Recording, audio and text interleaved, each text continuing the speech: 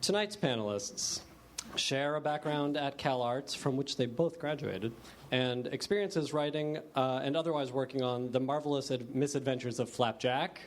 You guys like that challenge? They are, respectively, the creators of Cartoon Network's The Regular Show and Disney's Gravity Falls. Please welcome J.G. Quintel and Alex Hirsch.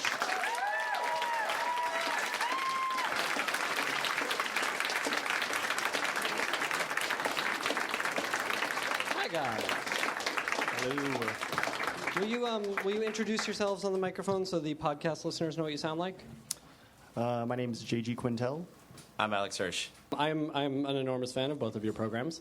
And what's more, you guys have been in demand to be on these podcasts. So here's what I want to know from you. And JG, we'll start with you.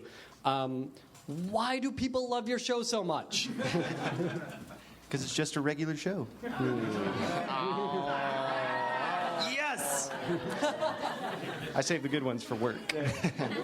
I think it's because when I started pitching the show, Cartoon Network had asked about us aging up, what we were doing, and at the time we'd been working on Flapjack, which was a TVY7 cartoon, and I always really liked making things with like a very adult tone to them, like people who speak to each other how you would speak to your friends, and particularly people who are in college or high school. And I felt like that's what made sense, and it's easier to write, and instead of guessing what like young kids want to see. Mm-hmm. So that's why I think it resonates more. It just feels a little more real. And JG talks exactly like Mordecai, if you haven't noticed already. There's no difference. He walks in, they record what he says, they make that in an episode. Done. Print it. It's true. Do you know who your audience is for the show?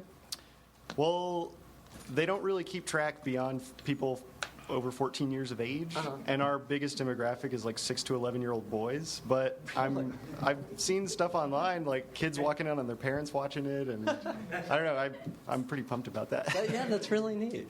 Alex, the same question. You know, the show is beloved. What do you think it is about it that people respond to? This is Gravity Falls we're talking about. I have no idea. I don't know what's wrong with you people. Who here make noises? Gravity people? People who watch it? Why do you like the show? We should be asking them. I don't know. I don't have like a clear answer. It's the whole thing is an experiment, right? Mm-hmm. Like it was a big experiment. Like I didn't come out of school like wanting to do kids TV necessarily at all. Like I don't watch most kids TV, and so like when Disney called me up and said, "Hey, pitch a show," I thought, well, if I was gonna make a kids show, I would have to make it really weird for me to want to work on it. And I've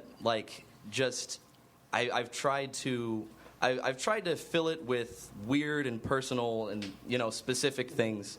Like a lot of the show is informed by the relationship between me and my sister and the ways in which we would get on each other's nerves. And I realized like I can make fun of my sister forever. Like I will never run out of stories to make fun of my sister with. And I guess, I mean, as JG was saying, like, his show is all about observing the way he interacts with his friends. And like I try to take sort of observations I remember from childhood. And I think when you do that, I think when your comedy and whether it's character comedy or sort of like satire or whatever, when it comes from an observation, when it comes from something you've seen in life rather than coming from just you ripping off other TV or just this feels like a cute idea, you know what I mean? Like I think the more specific it is, the more people relate to it and find their own selves in the show, and then they think this is my show, this is for me. It's like they were talking to me. Yeah. And anytime that can happen, it's a very fortunate thing. Yeah, let's talk a little bit about pitching. Pitching Gravity Falls. So you were approached by Disney. Yeah. Is that correct? And where were you at the time? What were you doing? Working for this dude. On Flapjack. Yeah, I was on Flapjack. Okay. And it was an awesome job. It was the best job ever. And I remember I was board partners with Pendleton Ward, Creative Adventure Time, I'm sure you all know. And I just remember him telling me, like, this is the best job you're ever going to get. Neither of us, no one here is ever going to get a better job. Like this is, and he was absolutely right. Like it was the most fun. Like being a board artist on a board-driven show is an amazing, amazing job. But anyway, I digress. We'll talk about Flapjack in a little bit because I mean the shows that have kind of come out of that and the people who have come out of that. It's really amazing. I mean, you guys are making the face of animated television right now, but we'll get into it. Sure. So tell me about pitching Gravity Falls. You were trying to think of what is the show that I would want to write for a number of years. Yeah. And then what happened next? So I was called up with this guy, Mike Moon. He was an artist turned executive, which is the first time in history that's ever happened before, but it made him cool to talk to. And he just said, pitch us what you got. And I was like, I don't think I have anything that's very Disney. He's like, I don't care. Just pitch me anything. And so I brought him 3 ideas. 2 involved time travel. 1 involved time traveling dolphins. And I think there might be an episode in season 2 where Seuss pitches the show that I pitched to Disney. They did not respond to. But the third one was Gravity Falls, and it really just, like, I hadn't put a lot of thought into it. It was like the name, and then like me and my sister, Shriner Uncle, gnomes, and whatever I could think of on a weekly basis. And ultimately, I think it was like kind of like a Masonic conspiracy thing, because Mike Moon is big into like Masons and Shriners, and he saw that Grunkle Stan was wearing a fez, and he's like, let's talk more about this. So did you come That's a true answer. You might want to cut that out, by the way, but that's very true. I think that's what set me above the pack. Did you come in with sketches of the characters? Yeah. Okay. So for, I guess, people who haven't pitched a TV show, like the first thing that I brought, any among you who haven't pitched a TV show, this is LA. I assume like the hobos have pitched TV shows. Yeah, I mean, like the first thing you need is like if you're pitching a show, like you think like, what if I was just trying to convince my friend that like imagine the show already exists, and if you're trying to tell your friend this show's really great, like what would you tell them, right? Like you'd want like a picture, and you'd want like a couple. So it was like I just had like one drawing of the core cast, and then like a little tagline, and then just a few scenes that I came up with, and I sort of described them, and they thought that was funny, so they said come back, flesh it out, make it more like a show Bible, which is like, if you guys don't know what that is, it's like a document that sort of contains the embryo for all of the characters and situations and scenes in the show, like what the show is supposed to be, stapled a piece of paper together, and you show it to them, and if they like it, you make a pilot, and you test it, and if it tests well, and if you're up against something that didn't test better, your show gets picked up. And that feels like an overly comprehensive answer. That is. How much did that show Bible resemble the show that we now know? Very, very much. Really? Very, very little changed, yeah. I just sort of like, I think I lucked out that at the time Disney was looking for something that was an exact alchemy of something for boys, something for girls, something for younger kids, something for older kids, something that's cute and also scary and has adventure and comedy. They were looking for all of those things, and a lot of people were trying to genetically engineer that show for Disney. So it was like, dude bro and his girl sister, and like they were pitching Gravity Falls, but they were doing it fake, you know what I mean? Like I just happened to luck out that I did have a twin sister, and I did want to have comedy and action, so like it was natural, but it fit into what they wanted. So they're like, oh my gosh, this is it, this is the thing we've been searching for, and we didn't have to give him notes to get him there, just push it through and make it a show already. So was it a pretty easy process at that point? I mean, they liked the idea, they liked the It Bible. was. Yeah, and they were easy on me. I was hard on myself. Like, I was always second-guessing it and changing it and rearranging it around. But for the most part, kind of all the main pillars of, like, what makes it a show, what makes the characters who they are, were there from the very first pitch. Cool. And that's not normal. Usually there's a lot more evolution. Good. Well, we'll pick up there when we come back. We'll talk about the pilot and stuff. But, JJ, tell us about pitching and selling the regular show. I was on Flapjack, and the Cartoon Institute started up, which was Craig McCracken and Rob Renzetti, looking for new shorts. And so I put a bunch of characters together from my student films, which was 2 in the AM/PM and The Naive Man from Lollyland, which were completely inappropriate for children's television. But if you guys haven't seen them, watch them on YouTube. They're hilarious. Yeah, they weren't specifically looking for children's animation, were they? They were just looking for they were animated looking for projects. something aged up, but they couldn't use that, and they knew it. But but I showed it to them, and I was like, I want to make something like this, and they're like, okay. I went in, and the idea, which, you know, the core regular show about like these buddies, a blue jay, a raccoon, a gumball machine, a yeti, and a lollipop-headed man, like, I knew that they were going to be like, this is complete crap, like, this doesn't work. So I just brought in a picture, it was like one Post-it of Mordecai and Rigby and Pops running, and I was like, trust me, it's going to be funny.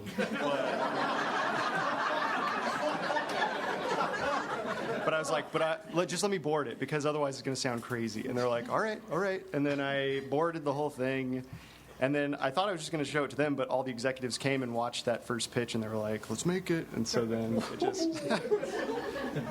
What was in that? It was more than them running. The pitch that I showed, the Post-it was that, but the pitch itself, when I pitched the board, was the pilot, like verbatim. There were no notes, no nothing. It's the pilot from the Cartoon Institute of them playing rock, paper, scissors for a chair and opening up a portal. So, something I just want to comment on, because I realized the one moment you said it that that's the real answer. The question is, it took when I first pitched them the idea, they're like, yeah, it's cool, pitch us again. I pitched them, yeah, it's cool, we'll show the big boss. We had a lunch, we sat down with him, he said, yeah, so what do you got?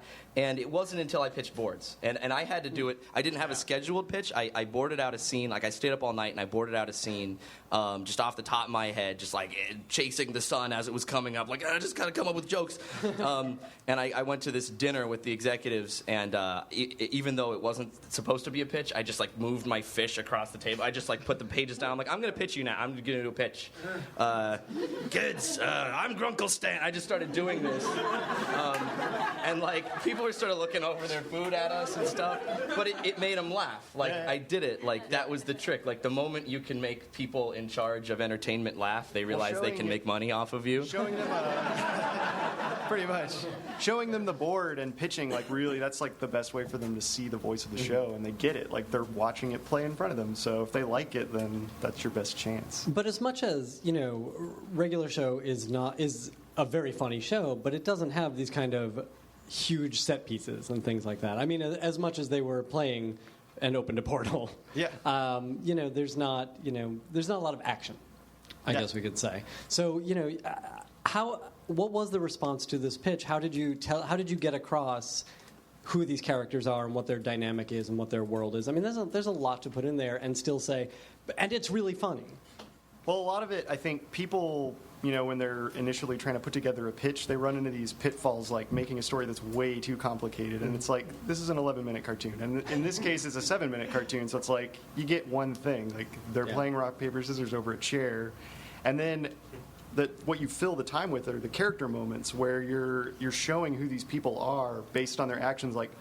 How are they going to decide who gets the chair? That's the simple story thing. Everybody can get that. But then it's what's going to make it funny is how they do it. So they're punching each other. That was my brother and I would punch each other all the time and get in tons of fights. But they're just me and my friends in college, all the and the all that stuff.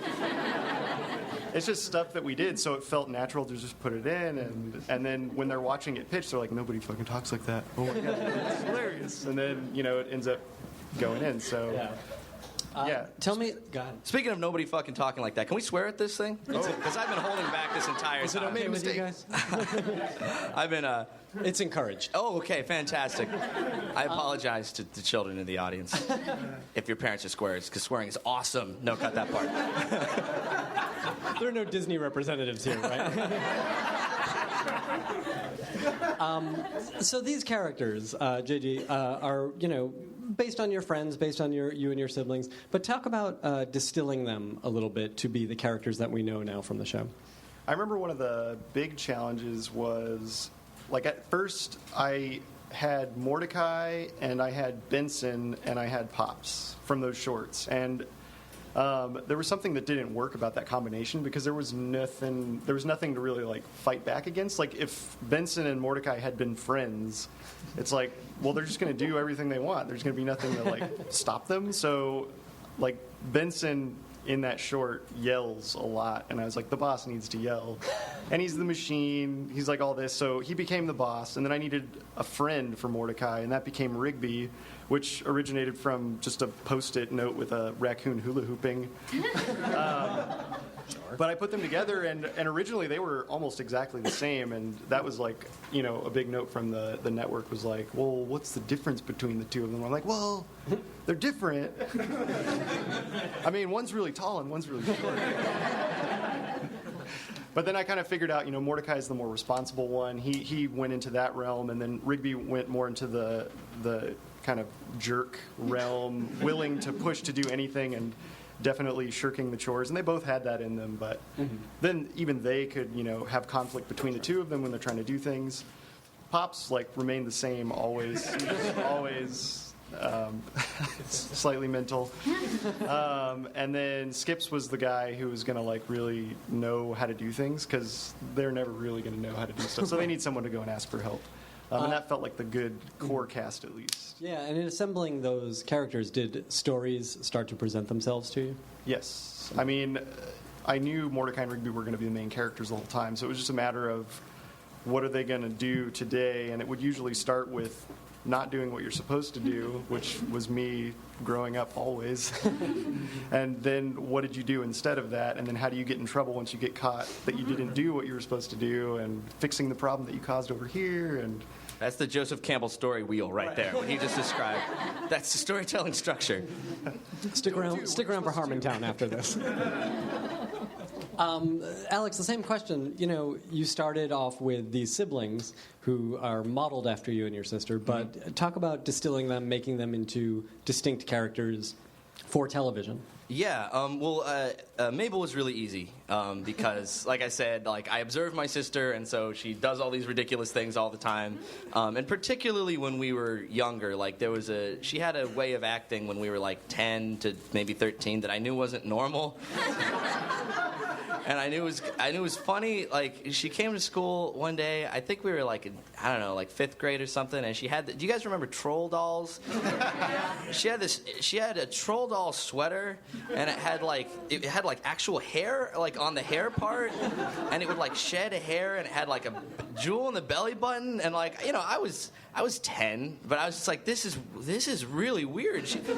What is happening? So like just little things like that, I just like held on to them. I'm like, okay, how can I like extrapolate that? Like the kind of character that would make that choice confidently is my favorite character in the world. So like, how do I just take that and apply it to everything that character does? And then like when I saw Fly the Conchords, and the way that Kristen Shaw as Mel like talked to the boys in the band was like the way my sister had like a different crush every week, and they're just like kind of like, oh, she's cute but she's creepy. I'm like, that's my sister.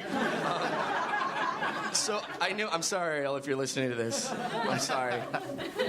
You're procrastinating. You should get back to your homework. She's in grad school right now. If she's listening to this, she's listening to it in the future while procrastinating from her homework. This is going to be very surreal from her when she hears it. Anyway.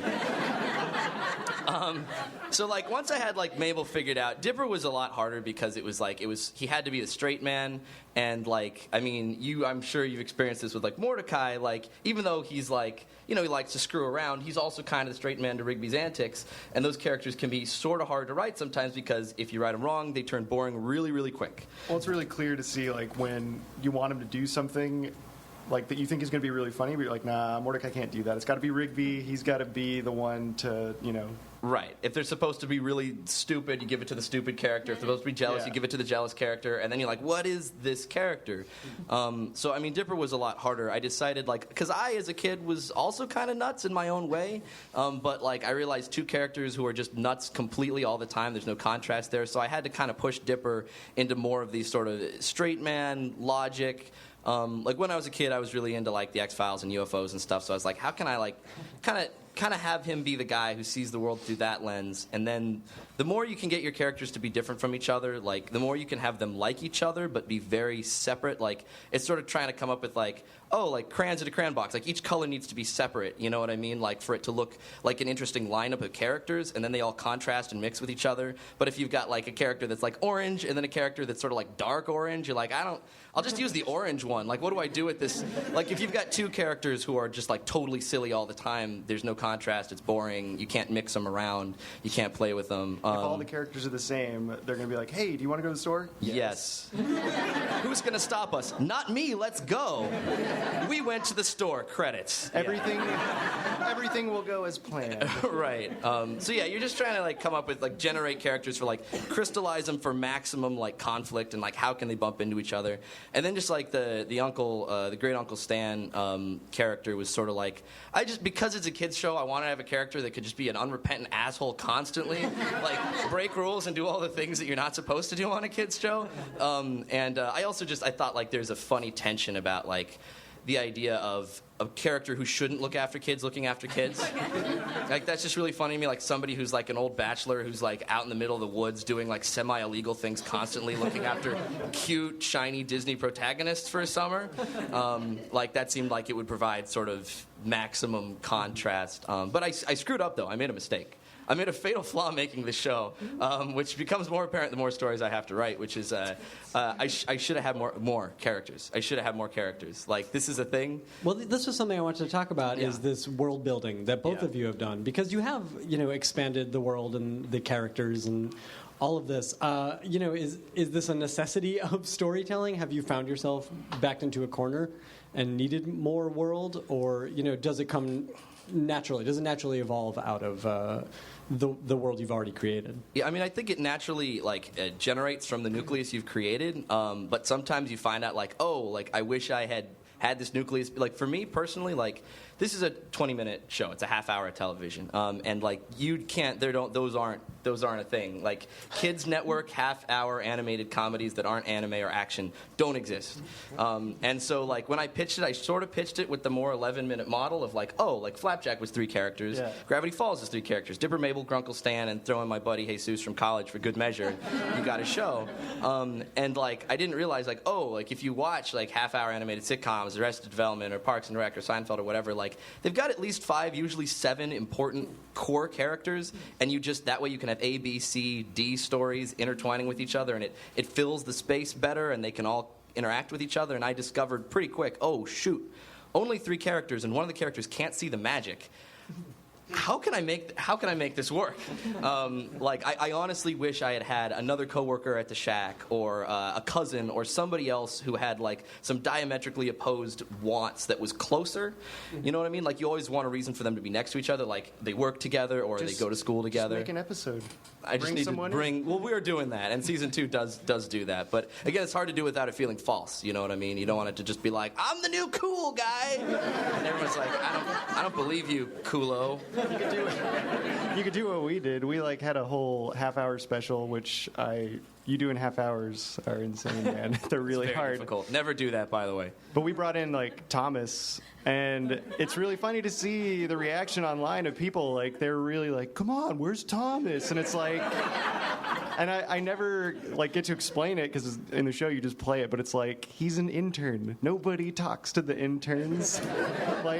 That's so real, and we've all been interns before. So anyway, he came on and it was oh, he'll be this cool addition, and then he just kind of faded into the background.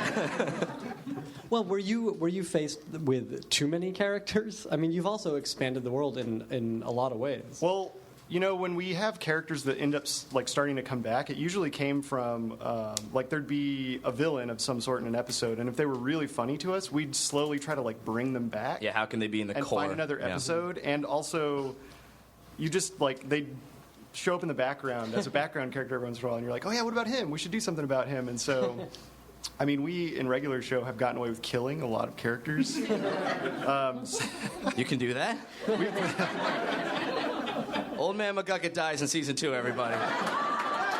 Do it. It's hilarious. I'm so sorry! You just have them fly away and explode in the background, and just don't have them say, I'm okay. That was the old Cartoon Network rule. There's a character, if they got hit by a bus, would have to say, I'm okay, right? You're going to have to talk your way into being able to do that over there. I talk my way into a lot of stuff over there. Let's talk about that for a second. How did you two both wind up on your own shows? Yeah, we're just horrible egomaniacs. What? Let's cut the subtext, guys. Nobody's doing it right. I'll just do it myself. No, that's exactly it. I'm sure that's how it was for you, right? You just were I know the voice of this character. Well, for me, the shorts already existed, and so my argument was, they already exist. Yeah. They already exist. I have to do it. They're you're not in the union. You're not. Come on. Join the union. Done. Done. Over. No, that was we actually auditioned for every single role, and even though my friend Sam, is there a CD of Mordecai auditioned somewhere, or did you? There's somewhere in your bottom of drawer. You've got those. And we tried, but in the end, I was look, seriously, what's going on, dude? It's me, Mordecai, right? Didn't they all sound like that? All of them sounded like that, right? That was the top 10. Yeah. And there's dude, you're so cool, man. And those are the options. Yeah. Horrible. But they eventually said yes and let us do all the voices that we wanted to do, but. It was a bit of an ordeal. Was it a sort of traditional casting for the rest of the voices who were not you and your friends? Well, yeah, we would do like a casting call, and they'd send us like 20 people trying to do it. And I remember Mark Hamill, he actually read for Pops, and and he sounded awesome, but I was like, Sam is Pops, he already did it. And then I was like, but it's Mark Hamill. And then, so I called him in to do other auditions for other characters, and when he did Skips, it was perfect. So I was like, yes, I can't believe you want to do this. When Sam Marin auditioned for Pops, he was just your friend in college for a 24-hour film you made, right? Like, yeah, didn't he do it in the original Naive Man from La La Land short at Cal Arts? He did, and at Cal Arts, getting a quality sound recording is next to impossible. So we didn't have iPhones back then. No, I had a DAT machine, and I had. They don't know what that is. It's kind of like a tape player. Do you guys know what tapes are? It's an analog. It's a magnetic strip MP3 in a plastic case. I wanted Sam to do the voice. I actually have the video of him, and that's going to be on the season 1 and 2 DVD as a special feature, is the recording of him doing Pops' voice for the first time ever for the short. And he's just reading by himself a piece of paper, and he even moves his body back and forth as he does like the waiter's voice and then Pops' voice. And he didn't have to do that, but he was just so into the moment of it that it was a really cool thing. And people can hear that on the season 1 and 2 DVDs. Then it's out right now. Go buy it. Stop listening to this podcast. You're wasting your time. Pause it here. But that's like just amazing good fortune on your part that the guy in the cube next to you at college, who was an amazing artist, was also an amazing voice actor. Yeah, that was pure luck. Just like the guy I was roommating with, Ian Worrell, became my art director because he was just like an amazing. Like that's one of the great, probably the best thing about art school, for me anyway, was just like... It's the connection. You're around a lot of really talented people who really care, and like they're going to wind up making shows and stuff, and it's better if you're friends. It's true. You're going to spend a lot of time together. Yeah. Tell me a little bit about assembling these teams that you guys have put together. How much of it was people from school? How much was, flapjack people? Where did you find all of these great artists and storyboarders and writers and stuff? On Flapjack, we picked a lot of people from school that we knew. Like, I had met Thurup in a screenwriting class at Cal Arts, and then we worked on Camp Laszlo together. I got my first kind of writing gig on that show, which was like a board-driven show. And so when Flapjack started, he wanted to do the same thing, and then we were looking for board artists. And on a board-driven show, you have to write and board. You don't get scripts. Right.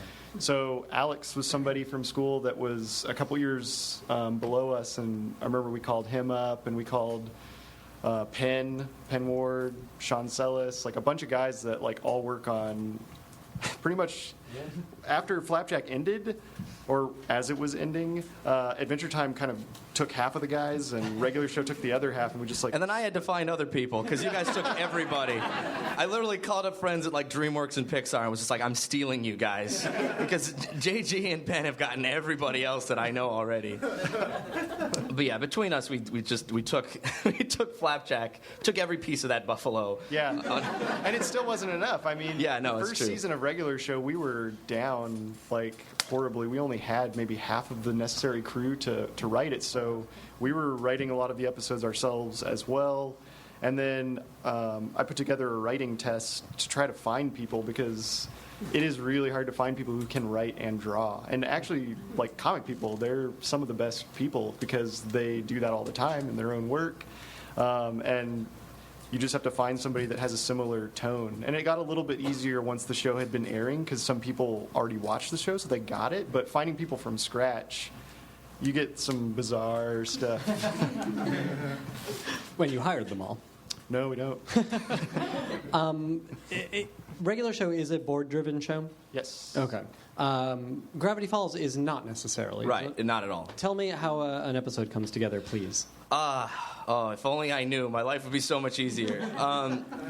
So like, a little bit about the difference between a board-driven show and a script-driven show, because this is something that like only exists in the world of like kids daytime animated TV, and it's not well known. There aren't lots of podcasts about it, so we're going to set the record straight. I will say, Penn has been here. Okay, and, so we've had some explaining My Little Pony and various other people. Right. So you can go look for those episodes. But please, the quick primer on it is that the sponge. I'll call it the SpongeBob model, just because everyone recognizes that as something that works and was a big hit.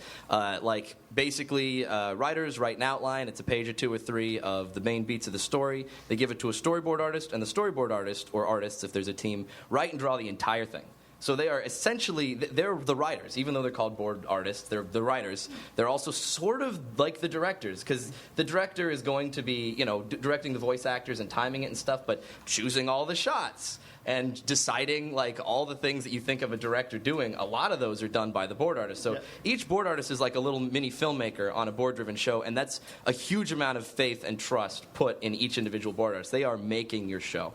It can work extremely well when you have people who know what they're doing, and if they botch it, which can happen. It's happened many times on regular show where then you just have a black hole. The writing isn't good, the drawing isn't good, the directing isn't good. You have to do the whole thing yourself for free. And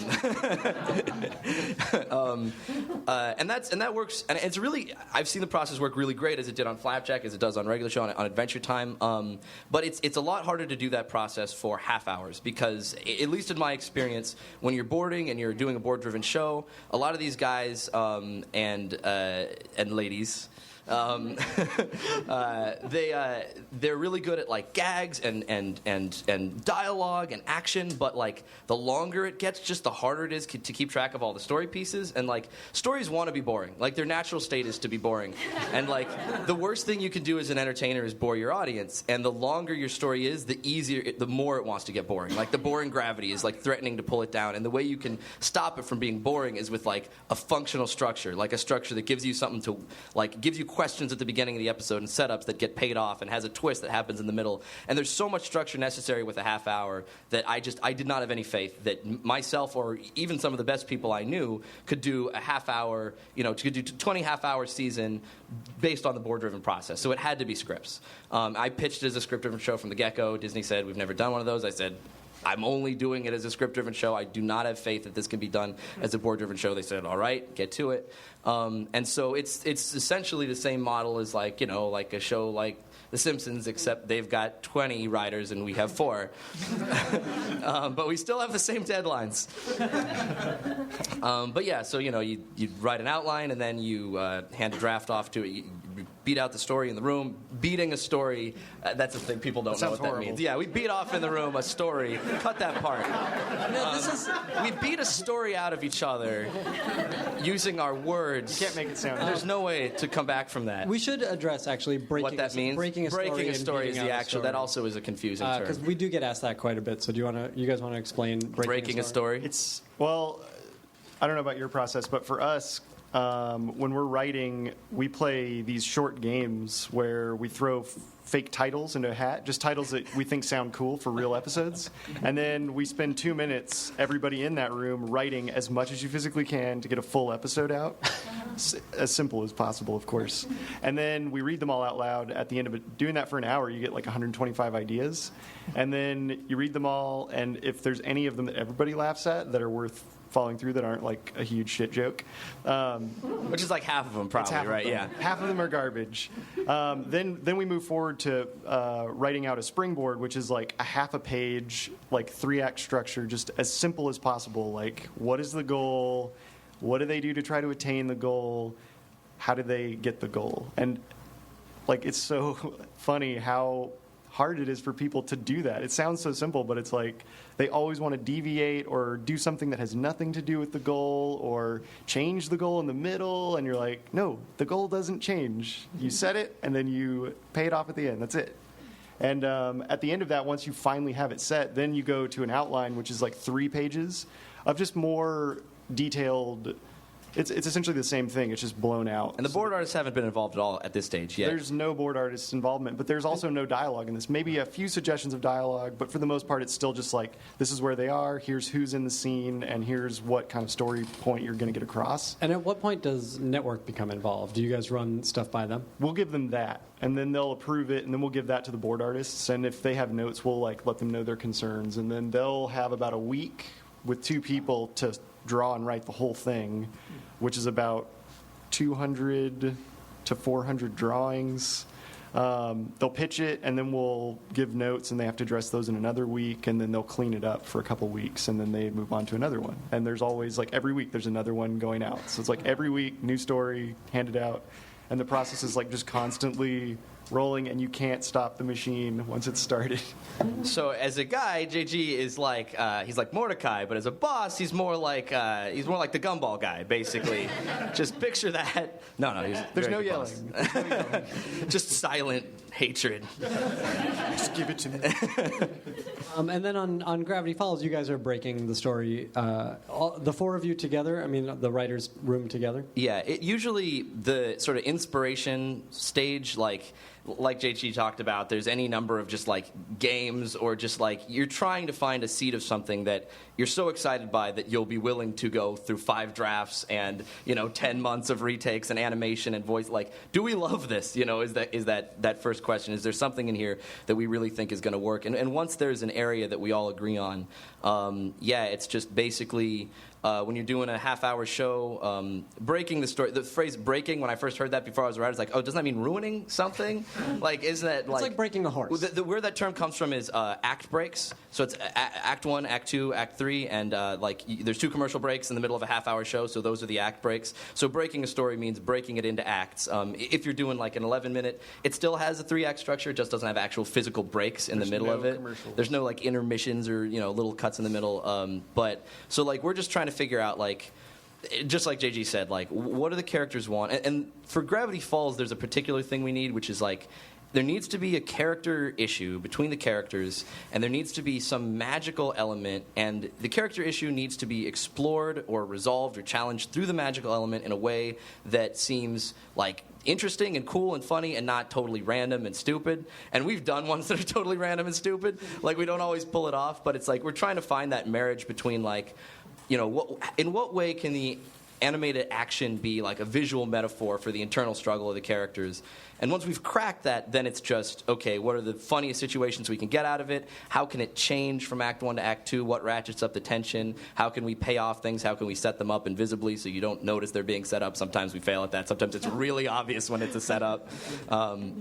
And that's just all like writing structure. I could talk about that junk forever, but I don't know how much time we have. Are there episodes you think that have really succeeded in that ideal that you guys go for?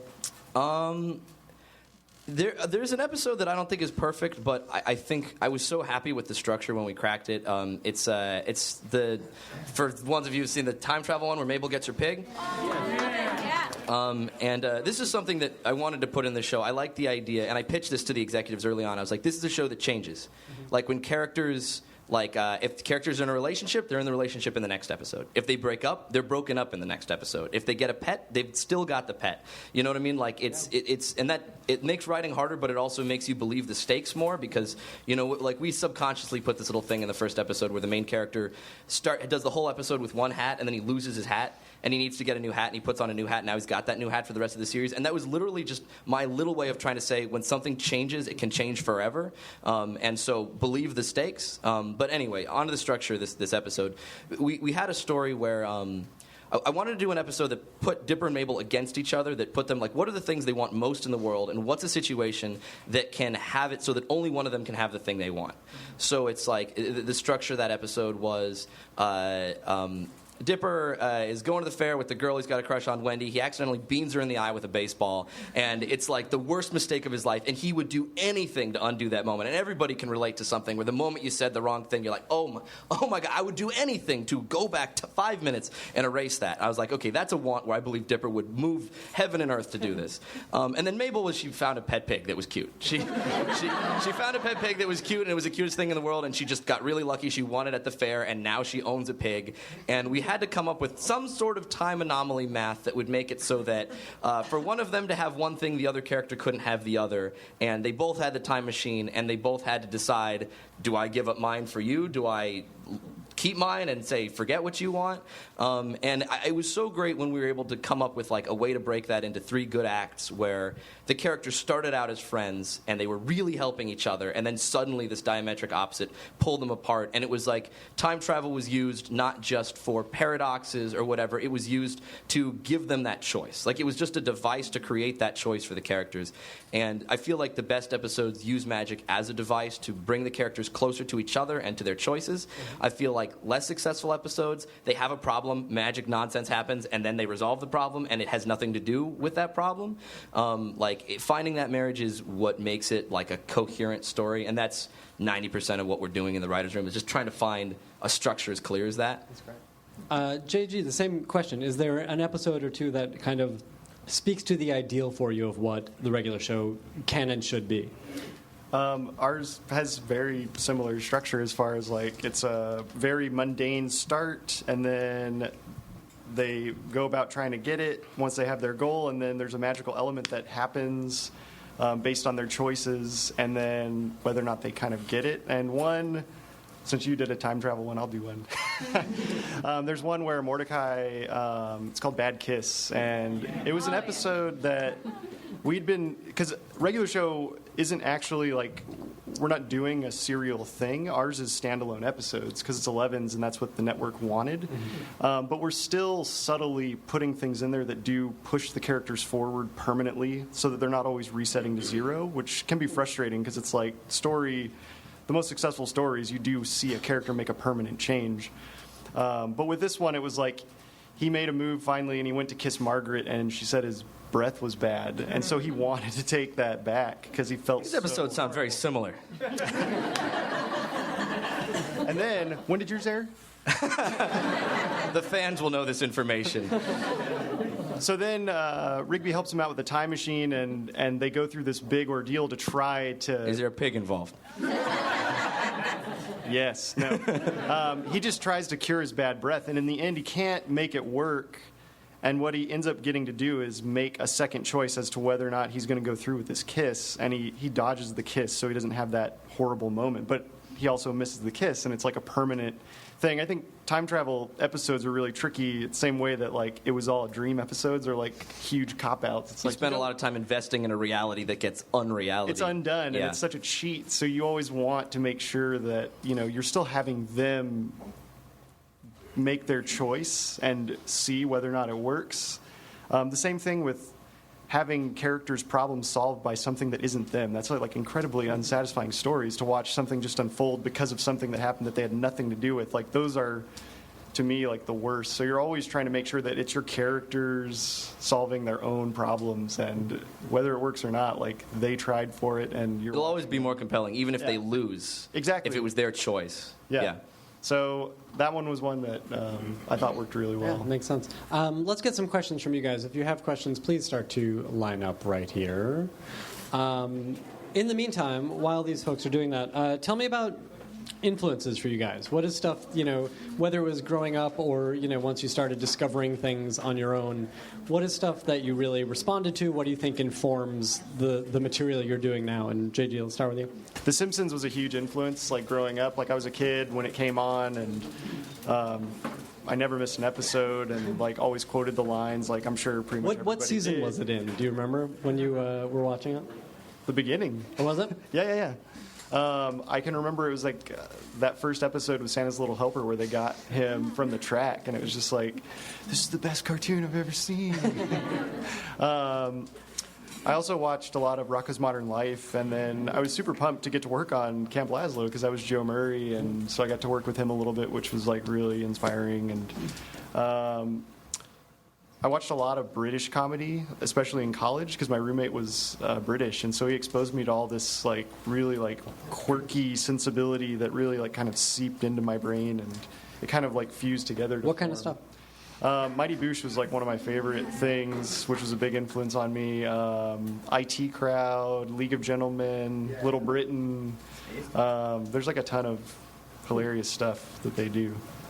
Interesting. It's funny, I mean, watching the show, you can see all of these influences, though they're not readily apparent till you really mention them. Alex, what about you? What was stuff you responded to as a youth? Sure, yeah. I mean, it's Simpsons. That's like the first and last answer to every question about influence. Like, that's all I care. Like, I have so many friends I went to school with who were just like movie guys. They want to make movies, and like they saw Star Wars and their life was changed forever. And like I saw Star Wars, I was like, that's neat. And then I just went back to watching The Simpsons. Like I just wanted to do TV. You know what I mean? Like that's the main thing. I mean, I think when I really loved things as a kid that felt like they were smarter than I was, because I felt like there was a riddle to solve, and I was also a pretentious kid, so I liked feeling smart. But it's like The Simpsons was full of all these references I didn't understand, but when I finally did get one, it was so much more rewarding than watching most of the stuff for my age group. You know, like I love just like Calvin and Hobbes. Like the comic strip Calvin and Hobbes was like so smart, and they're making all these references to like philosophers, and I'm just like, I'm keeping up with the characters, and so like I could follow it on that level, and then like the older I got, like you just go back, and it's always better than you remember. Like there's more layers you discover. I mean, I feel like, yeah, I loved Pete and Pete as a kid, and I still love Pete and Pete. Like, that's a show that you go back and, like, talk about story structure, man. Like, so solid and just, like, warm and, like, endearing. Like, I don't know, stuff that had a lot of love put into it, you know what I mean? Well, it feels like there's a big Pete and Pete and Erie, Indiana, and DNA in Gravity Falls, you know. Were these conscious callbacks? It sort of seeps in. You know what I mean? You can't help it. It's the stuff you responded to. Yeah. Like I think I also just like stuff that had like massive contrast. You know what I mean? Like The Simpsons, you've got like Bart and Lisa, and they're these like cute, fun little cartoon kids, and then you've got a clown trying to murder them with a, you know what I mean? Like it could not be further opposites. Or like I really loved Bone, the comic Bone, as a kid, because it's again like you've got these friendly little characters and then these horrifying monsters. And I like same with like Calvin and Hobbes. You like Calvin would be like his cute little self, and then he'd go into a daydream about the most terrifying dinosaurs you've ever seen. And I was just like, whatever I make, I want to have that kind of contrast. You know what I mean? I want to have a mix of styles. It'll make the cute stuff cuter and the scary stuff scarier if you put them next to each other. All right, let's get some questions. Who are the artists or works of art that are outside of television that you go to for inspiration? Like right now? Right now. I've been watching a lot of Modern Family. Like the story structure in that show and just the way they kind of like weave everything together and the character in it. It's like, it's so good. I do, like, I don't watch a ton of TV. I don't even have a TV. So when I do get to watch stuff, I like to watch that. And I'm trying to think of what else, because I don't really get a lot of time outside of work. Like, it takes so much time just to make this thing. Yeah, we don't have lives. That's an important thing. You'll be giving that up if you make a TV show. Did you say television or outside of television? Outside. Outside of television. Outside of television. Outside I of television. Completely answered the question wrong. Radiolab? Does anyone listen to Radiolab? Yeah. I like listening to podcasts that are like either sciencey or like I'm really into like nonfiction stuff. I read like a lot of like biographies. Like I'm just sort of interested in I'm interested in like science junk and like and anything where I can like learn about the world because like it's interesting and also I might get something that I can use in an episode. You know what I mean? But the sad answer is there's not a lot of time spent outside of the television bubble for me and probably for JG either. Yeah, it's unfortunate. Thank you. This is more towards JG, but there's a character, Huge Head, from the Really Real Wrestling episode. Will he ever make a return? It's very possible. We have a lot of episodes to go. Yeah, how many episodes do you do in a season? We do right now 40 11-minute episodes in a season, and we're working on our 5th season, so that's 160 right now. Yeah. Wow. Thanks.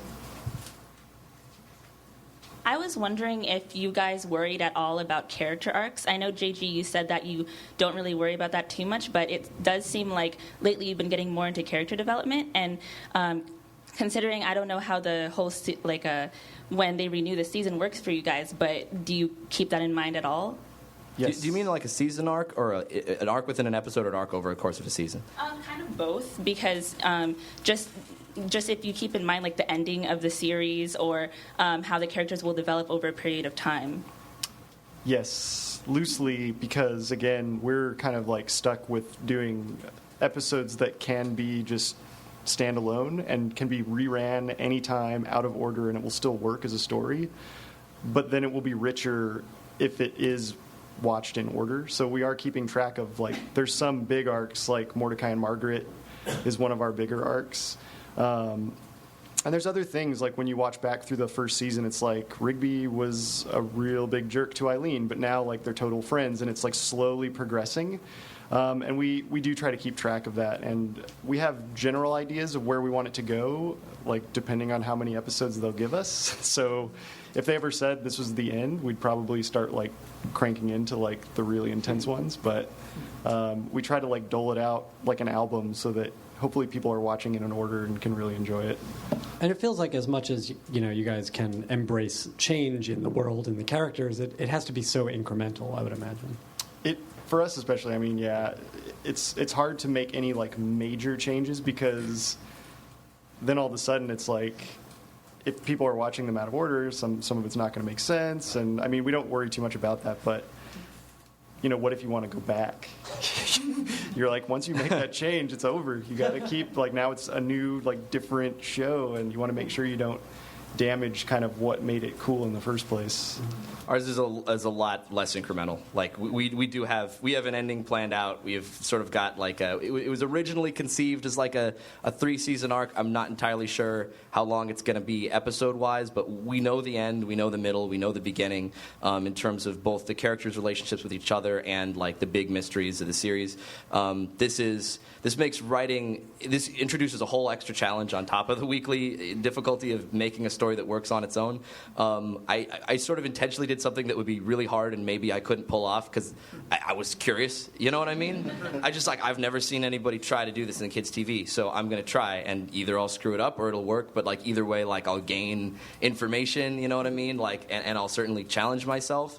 Like we have less of a reset button, you know what I mean? And that's just the way I pitched it. I said, I want there to be continuity. I want things to change. And that's the show. Like, take it or leave it. Like, I wasn't willing to compromise that. I wasn't interested in doing the other version. And we have a big change that happens at the end of season 1, and I can't give it away, that's made writing season 2 a lot harder. Because as you said, JG, you don't want to damage the thing that made the show cool in the first place.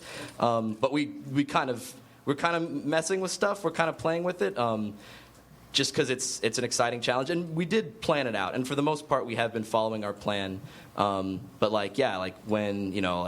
when Wendy and Robbie break up, like they are broken up, like they're not going to be together in the next episode, and that's now you've got post-breakup Robbie. Like that's a fun Robbie to write. You know what I mean? Like he was a douchebag before. Can you imagine what he's going to be like now? It can create fun challenge. I'm really inspired by, and this is a dumb thing to hear me say because I make a kids show, but I'm really inspired by Breaking Bad, because there's a show, talk about breaking your premise, where the show starts out, it's like, we're two buddies and we're going to deal meth, and then like by season 3, it's totally different. That was the premise. It was the premise. No, because they could have done 100 episodes of just like, we've got a weekly problem, it seems impossible, Walt sciences his way out of it, Jesse bumbles and then has a smart idea at the end, and then reset. Like they could have done 100 of those, and instead they're like killing villains and like having characters learn things about each other, and somehow it gets better and better. I'm not as smart as Vince Gilligan, so it won't be as amazing as that necessarily, but it'll be like us trying to see like what can we change in a kids show. So cool, that's great. All right, we're going to try to get through these as fast as we can. Sorry, I'll try to be quicker. You only have 10 minutes. Hey guys, not to put you on the spot, but could we get an improvised conversation between Mordecai and Grunkle Stan?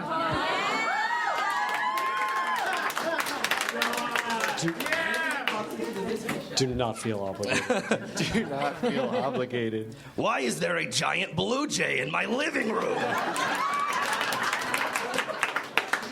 Dude, what is this guy talking about?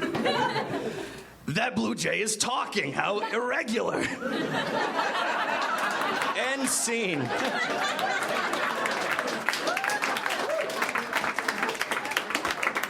Hi. What have you learned about managing your workload and dealing with stress since you got your show? Nothing. Next question. I'd also be curious about what have you learned about managing people. It's actually at the beginning when you're like our first pickup was only for 6 half hours, and we weren't sure if we were going to get a pickup, so we were really picky, like horribly picky about everything that the show was doing, and we boarded a lot of the episodes ourselves, and you can't sustain that. You can't do the whole thing yourself. You need like a crew, and so you need to. I learned pretty quickly, like when you're hiring people and you try them out, if they don't work, you have to let them go, and you need to find people who can match the style. And you can't redo everybody's stuff. You got to find people who can do it themselves because that's what they're getting paid for. And the more people you add on that can do it, the easier it gets for you. That you're just making sure that it's not crappy. Like, you can always add your jokes and go in there, but those first couple seasons were like so rough, and if it didn't get better, like it wouldn't have been sustainable. Well, once people have seen the show, it gets easier for them to come on and match your tone. Yeah. Like second season, third season, like I assume. Yeah. I'm only in second season, but it's already like people are coming in to work on the show who've watched the show, and I don't have to explain what a Seuss is. Like, they know.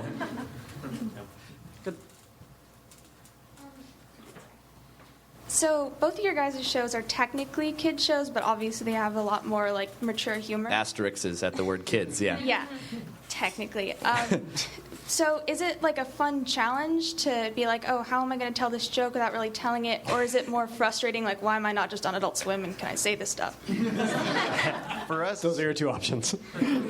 Both, always? yeah. For us, it's kind of a fun challenge because at the beginning they were testing out this like TV PG rating, and so we really did get away with a lot. And then when they started getting phone calls, they started to like tone it down a little bit, and we started to be like, we'd get a count on like, you can say shut up twice in an episode, or like, oh, we don't want to have any of that anymore. And then it would come down to like, you get like a sheet. It's an S&P sheet for the whole episode of like, okay, you can do this, you can't do that. We're going to have to run this up the flagpole to see if it's okay. And what we'll do is, if it's anything that ever says no, we'll come up with 5 things that are worse, and we'll send them, and they'll pick one.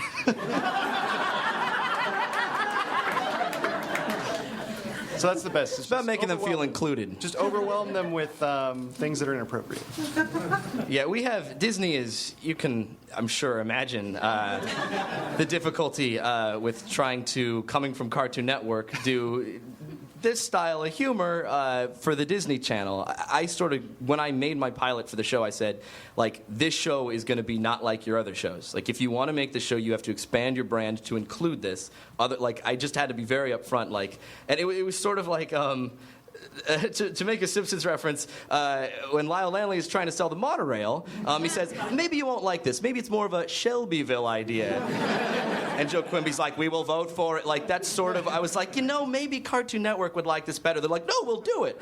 So then when they come to me and they're like, this is not Disney, I'm like, this is what you bought. This is the show that you purchased. This is the show that did well in testing, so this is what we're going to make. But it involves a lot of conversations, and conversations is a nice word for arguments.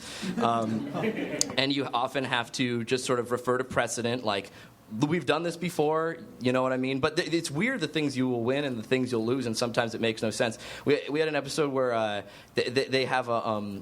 Dipper gets a flyer from Wendy for a Halloween party, and it said on it, like, Halloween party, bottles will be spun, no photos better wind up online. And they're like, bottles will be spun, spin the bottle reference. Impossible, never on the Disney Channel. I was like, all right, like, you could watch Happy Days and like that wouldn't be offensive. Like, what decade are you guys living in? And they're like, the party is unsupervised, what could happen when they spin the bottle? I'm like, people will kiss each other. I don't know. And they're like, you've got to change that. So like, I fought them, and I was watching episodes of like Austin and Ally. Like, there's got to be a spin the bottle reference. I can call them on.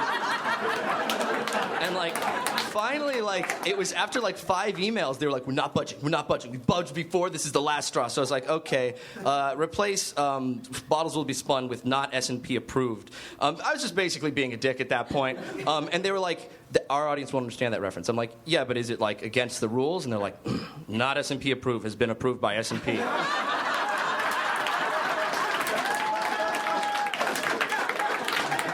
So that's what it says in the flyer. Now that's not a victory. It's not a funny joke. It's not for anyone. But I mean, it's like a little like talisman of like just like what happens behind the scenes.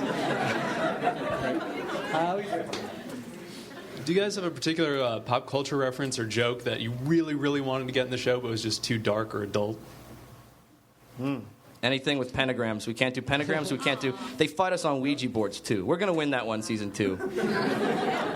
But anything Satan-related. I'm just happy that we're allowed to have our characters drink soda.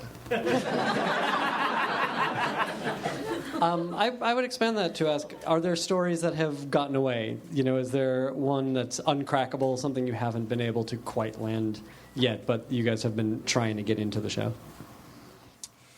You know, there was an episode that it was excellent, but it was an early version. Like season 1, we were really trying to push this episode where Rigby wanted to eat an omelet to win a hat, but he couldn't do it and he vomited, and then the vomit came to life and helped train him to win it.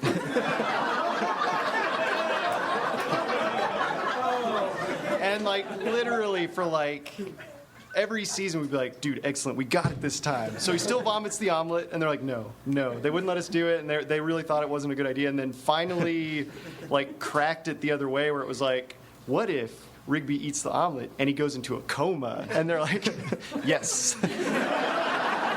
Which is so much more like realistic and dark. It was. But then like Mordecai, you know, like he fought to get the omelet and like eat it himself to win him the hat because he was worried his friend was going to die, and it ended up like we won an Emmy for it, and it was like but that was like a couple years of trying this crappy vomit man idea. Yeah, I mean, for every story you've seen, there's like 10 dead story corpses that like tried and failed. There was an outline that I had in season 1 that was like halfway through the season where it was like it was basically just like a 20-minute parody of The Labyrinth, and they were just like, you're never gonna. It's just like Mabel goes into the. It's not The Labyrinth. It's like The Labyrinth, but the whole thing is just jokes about the labyrinth, and it's like. It's like a meta labyrinth. Like she rents the labyrinth, and Dipper has seen it a million times, and he's sick of it, and he keeps complaining during the movie. And she's like, "I wish the King of the Groblins would take my brother away so I can enjoy watching the labyrinth." And then he gets sucked into the labyrinth, and then like this David Bowie like guy's like, "If you want to save your brother, you have to go through the maze." And she doesn't want to save her brother. She's just like she wants to hang out with the cool David Bowie guy. And like meanwhile, Dipper has this B plot where the reason he hates the labyrinth so much is he's scared of puppets, but he's not afraid to admit it. He's like, that movie's stupid, but really he's terrified of puppets, so he's got to get over his puppet fear. And like, I thought it was hilarious. But the executives were like, we don't think anyone's going to appreciate this reference. And it's 20 minutes out of... Well, they were probably right, but wait till season 10. It's just going to be all, like, labyrinth jokes. The show's going to devolve to total shark-jumping pop culture. We can do one more. Is this a great question? Yeah. Don't be on the spot. You guys were saying before that people came up to you and asked you to pitch, but, like, what did you do to get these people to come to you? That's a good question. Yeah, who do you think you are? We have the same answer to that question. Well, we were working already in the industry, and so we had been working on a show, Flapjack, and as it was ending, like if you're in the studio, in any studio, like they're constantly making new projects, and they're looking for stuff, and they're asking all the people that work there if they have any ideas. And so if anybody asks you if you have an idea, you say yes, and then you go and talk to them about it, even if you don't, and just make something up on the spot. But like that's pretty much it. Like you go and pitch it out there, and hopefully it'll fly and make it work. We also did student films, like, and that like, and particularly in JG's case, like that was the prototype. But like we both made student films, and like now. Like it's like to show how old we are. Like there was no YouTube. Like when we went to Cal Arts, like it started like at the very end of it, and so like you could put your film online, but it'd be this heavily compressed MOV file. Nobody would find it, and like now if you make something and you work really hard on it, you make it really funny, you make it awesome, you put it out there and get it in front of the right number of eyeballs. Like you can skip all the steps that used to exist in like the traditional Hollywood pipeline, where it was like work really hard and start from the bottom and get an agent. It's like if you make something funny and it winds up on Funny or Die and everyone's talking about it, You'll get an offer. You'll get an offer. Like that's a sort of an amazing new opportunity afforded to everyone right now that did not used to exist, and we're like right at the beginning of that. And something that happened like on regular show, I remember we were looking for board artists, and I tweeted like, I'm trying to find board artists, and some guy emailed me his comics, and I read them, and I thought they were funny, and I emailed him back and said, do you want to take a test? And he did, and it was funny, and I was like, do you want a job? And he said yes, and he came out, and I had never met the guy, never even talked to him. He's been working on the show for like 2 years now, and he's really good. But like, that's what the internet has done for this business. It's like, you can get a job. You're visible with the internet. If you make something funny, people will find it. Are you guys able to look beyond your current projects? Do you have a what's next lined up, or is it just head down working on these shows? It's mainly that, but I would really like to keep making television shows and maybe movies, although I like stories so much. That's why I gravitated towards television. You're just making stories constantly, and every week it's a new story, and the idea of working on one story for 4 years sounds really bad to me, but it could be cool. Yeah, I have, like I said, like Gravity Falls is a beginning, middle, and end. Like we've planned it out, and so like I have thought about like what happens next. I feel like my next thing I try to pursue, I want to try to do a thing that isn't on one of the kids' networks. Not because I don't like, not because I'm not proud of what we've done, but just like we said at the very beginning of this, like comedy and storytelling comes from observation, and it works best when it's a relatable thing that you've seen in your real life. And there's a lot of things that happen in adult life, like even if it's just like a stress, any number of like stresses and situations and things that are funny and things that are sad and things that are interesting that you can't even acknowledge that they exist. Like working in kids TV, you have to be completely like apolitical. You can't for a second look like you have a broader opinion about like cultural ideas. And like I got a lot of opinions, and I'm not saying I want to make some like didactic like newsroom Aaron Sorkin, but like I want to be able to engage with these ideas. Like my favorite comedies, like they take inspiration from everywhere, and like you are limited with where you can be inspired by when you're working in kids TV, and that's an exciting challenge. But I want to try the next step after Gravity Falls is over. Cool. Please give a round of applause to our panelists, JJ Quintel and Alex Hirsch. Thanks to everyone here at Nerdist Industries and Meltdown Comics and to 826LA. You guys gonna hang around? Now leaving Nerdist.com.